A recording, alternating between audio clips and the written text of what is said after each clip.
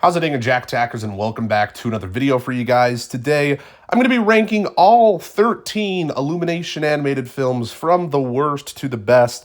With the release of the Super Mario Bros. Movie, I thought now we can talk about all of them because there's 13 to go over, and weirdly enough, I've seen all of the Illumination movies.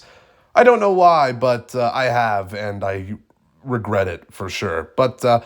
Yeah, before we get into this, I do need to mention that most of these are pretty bad movies. I dislike most of them, except for maybe the top four, roughly, is where it starts to get kind of good. But yeah, the majority of these movies I don't care that much about. I mean, some of them are like really, really bad, and then some are just kind of meh. But you'll see once I get into them. So without further ado, let's just jump on into the list. At number 13, my least favorite Illumination film is Minions. Oh man, I mean, this movie is just annoying. It is not very interesting or funny whatsoever. It's made for babies, you know. And as much as I love Despicable Me, I really wish Despicable Me didn't create the Minions because it started a pandemic of Minion stuff. And that's why this movie was made. And I don't know, I think the villain in this movie's dumb.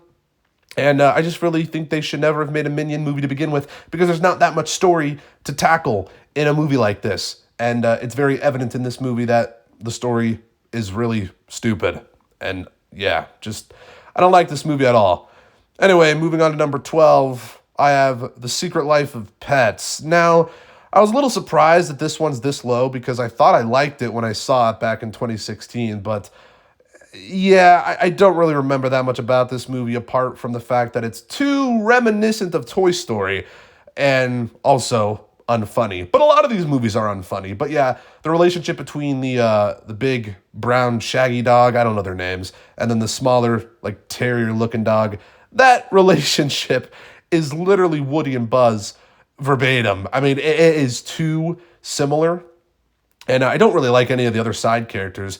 The Kevin Hart bunny, I guess he's all right sometimes, but And yeah, this movie's just, again, made for babies. I don't really care that much about it. Anyways, at number 11, I have The Secret Life of Pets 2. Why is this better than the first? I think it's slightly better paced, in my opinion, even though both of them are, well, not that well paced. I mean, they're just, honestly, it's too jumbled. I don't really know what's going on, and it's just, I can't latch on to what's happening. And I will say in this movie, though, Harrison Ford as one of the dogs was pretty cool. You know, I always like Harrison Ford. I don't think his voice acting performance was that great. But yeah, I guess it was cool. So that's maybe why I put this one above the first one. For Harrison Ford, I guess. I don't know. I think the plot's a little better with the kid that they have now. I think the kid's kind of cute that they have in this movie. Yeah, for the time he's in it. But yeah, don't really care that much about it either. This movie is also not that great. Anyways, at number 10, I have The Grinch. Now, I know a lot of people actually like this one. Well, there's some people out there who like it. But for me, this one serves zero purpose because all the other Grinch movies that have been released are better. You know, the one from 2000 and, you know, the animated short from like the 60s that came out. That was a bit more similar to the book. This one really doesn't really follow the story that well. I mean, it kind of does, but it kind of doesn't. It does change a few things, and I think it's just kind of boring overall. I do like Christmas movies, though, so maybe that's why it's ranked above a few of the other Illumination movies. And I guess Benedict Cumberbatch is fine as the Grinch, you know, whatever. And the animation looks nice. It does give me that Christmas vibe, which is always fun. So there is that going for this movie, but I don't love it that much. Yeah. Anyways, at number 9, I have Despicable Me 3. Now, I liked this one when I first saw it, and then I thought about it some more, and I was like, it's whatever. I guess I kind of like the villain, Balthazar Brad or whatever. He's, you know, makes a bunch of pop culture 80s references, and I don't know, I guess I thought that was fun, maybe, but also kind of cringe. I don't know, I think some of the gadgets, though, that he has are kind of cool, I will say. And there was a few fun moments, especially with Gru's brother. It's kind of fun at times, but, you know, overall, this movie's nothing special, and I probably will never revisit it. So, yeah, there you go.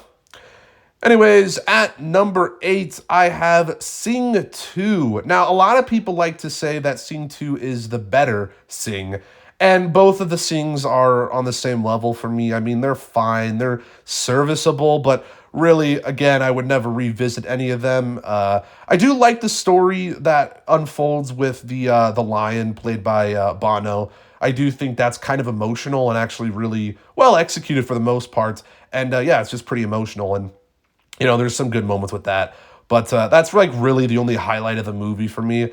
I don't really care about what else is going on, and that's a problem. Anyways, at number 7, I have the first Sing, which, yeah, I think it's a bit of a hot take, me ranking the first Sing above Sing 2, but I will say it has the song Set It All Free, performed by Scarlett Johansson. I'm not gonna lie, I unironically listen to that song sometimes. Not that much, but sometimes I do. And I think the plot of this movie is a bit more basic and simple, but I kind of like that actually, weirdly enough. I also like that Buster Moon is a lot better in this movie. It has a bit more of a focus. I think that's a problem I have with Sing 2. And, it is kind of cliche. There are some cliche moments. Although you also have I'm Still Standing performed by Taron Egerton, so that's pretty good. I did like that. Yeah, so, there's a few good musical moments in this film, which, in a movie called Sing, I would hope. But it's still not amazing. So, yeah, I mean, I guess that's why it's ranked here. Anyway, next at number 6, I have Minions: The Rise of Gru. Now, I actually like that this kind of feels more like a prequel, and this is way better than the first Minions. I mean, like, way better. It's actually kind of crazy how much better it is than the first one. And I think a large part of that is because it actually has a much better story, again, with the inclusion of Gru. I think that was really cool, and all the little references and I guess kind of Easter eggs that alludes to the, Despicable Me films. I think there's like a picture of Vector at one point, and there's a few other characters that kind of make appearances in this movie from the Despicable Me movies, and I think that's just really cool. And I think there's some fun moments in here. It's not a great movie. I know there's a lot of memes surrounding, there's a lot of memes surrounding Illumination films, but, the whole Gentle Minion meme was kind of sparked because of this one, and everyone wanted to go see this in the theater, and there was like a bunch of people wearing suits going to the movie theaters to watch this film, which is kind of funny. So I know a lot of people would maybe put this even higher, but yeah, I'm just keeping it at number 6 for now. I do like it. Not great, though.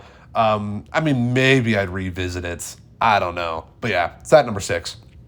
Anyways, at number 5, my biggest hot take of the day, I have Hop. What? Yeah, I know a lot of people hate this one, and I understand why. It's not a great movie, but low-key, I have some nostalgia for it, I guess. And it's the only Illumination movie with real people, which is kind of interesting. So it kind of sticks out like a sore thumb a little bit in the, I guess, filmography. But, I like James Marsden a lot as well. And I think, without this movie, he might not have been in the Sonic movies. That's kind of a bold thing to say, but I don't know, man. I think it was some good practice that he was able to be in this movie. And it's just kind of stupid. And, as a kid, because this came out in 2011 when I was, like 8 years old. So I don't know. I kind of had some fun with this movie back in the day, although I realize it's pretty stupid, but, I still had some fun with it. And also, it was an Easter movie. I felt like as a kid, there wasn't a lot of Easter movies out there. I could be wrong, but, I don't know. I had some fun with it, but I do realize it's not a great film.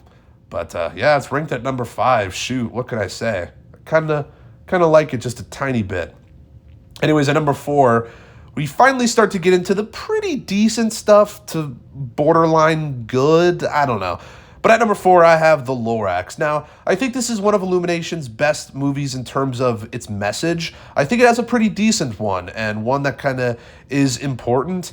And, there's a lot of memes surrounding this one as well. How bad can I be? Yeah, that's a banger. There are a lot of funny moments, to be honest. And Danny DeVito as the Lorax is just fantastic. I really like that. I think the animation's all right as well. And I also think there's just some genuinely funny moments in here. This really isn't a horrible movie. I haven't rewatched it like that many times in my life, but would I rewatch it again? Maybe. I do have a little bit of fun with this movie, and that's why it's ranked towards the top of this list. And yeah. Anyways, at number 3, I have Despicable Me 2. Now, this is a solid movie. Again, it's not great, we're not quite into the movies that I would say like are genuinely great. But this is a pretty fine movie, honestly. You know, I like the villain El Macho. He's hilarious. He's really good. You also have the introduction of Lucy, Gru's kind of love interest, and I think, you know, she's a decent character. She's pretty fun.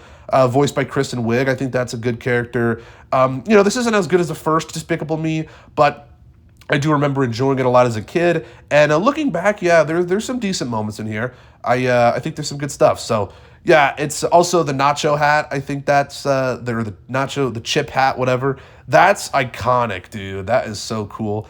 And everyone talks about that scene, but I do love that. And yeah, I think there is some fun to be had in this movie. But anyways, the top two movies are like the only ones that I would genuinely rewatch again, the ones that I really love. And number two is the Super Mario Bros. Movie. It almost made number one, and I'm not going to talk about this movie that long because I already made a review for it, so if you want to hear, I guess, more in-depth thoughts on the movie, you can go check out that review on the channel. But I did like this movie. It's really solid. I enjoyed it. You know, it's cool to see this movie just with all the references to the games, and like the little musical cues and all the power-ups, and it was really fun. Yeah, good movie. But at number one, I have Despicable Me. This one has to be number one. Not purely out of nostalgia. I mean, again, I was probably 7 when this movie came out, but it's just a well-made movie, actually. You know, it's just all around really just good and well-written. And I really like, of course, Vector. He is an amazing antagonist, and I really like some of the emotional moments between Gru and the girls. I think those really land quite well. And it's just a solid animated movie. Like, it really is. This is without a doubt Illumination's best movie. I think it's also Illumination's first movie, I believe. So, yeah, that's pretty crazy. But, you know, overall, this animation studio isn't that great. But, like, to be honest, it has potential. With the release of the Super Mario Bros. Movie, I think it does have potential to, like, go places. And I think they're making another movie about, like, ducks or something. I think it's called Migration. I think that's Illumination. So maybe that movie will be good. And, you know, maybe if they can keep doing some good stuff, then this, you know, animation studio has some, you know, good stuff coming its way in the future. Hopefully it has potential to be good. But yeah, that's kind of my ranking of all 13 Illumination movies. I know there's some hot takes in here, but yeah, let me hear your ranking down in the comments below. Where would you rank what? And yeah, I guess let me hear your thoughts on my list and all that down in the comments below. And if you liked this video, make sure to give it a thumbs up, subscribe if you're new, and check out my Letterboxd and Twitter down in the description. And I'll see you guys in the next one. Peace.